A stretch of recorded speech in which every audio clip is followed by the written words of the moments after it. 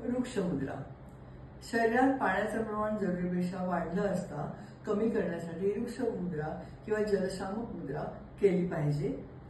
करंगळी दुमडून अंगठ्याखालील गादीसारख्या भागावर ठेवावी व अंगठ्याचा हलका दाब करंगळीच्या मधल्या पेरावर द्यावा.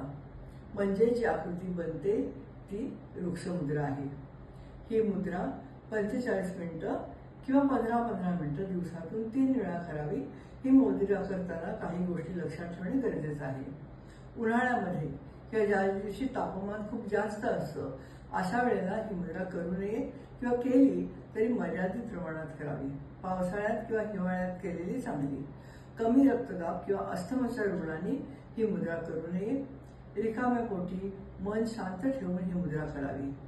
गर्भवती स्त्रियांनी योग्य मार्गदर्शनाखाली व सल्ल्यावरून ही मुद्रा करावी.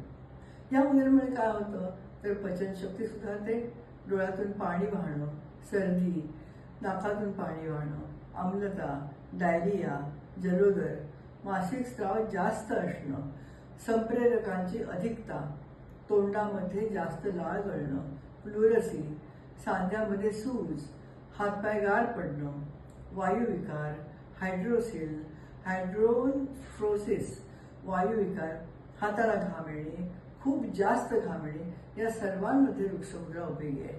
परंतु गरज संपल्यावर ही मुद्रा करणं थांबवणं अशक्य आहे आणि कोणतंही औषध डॉक्टरांच्या सल्ल्याशिवाय आपल्याला बंद करायचं नाही आहे.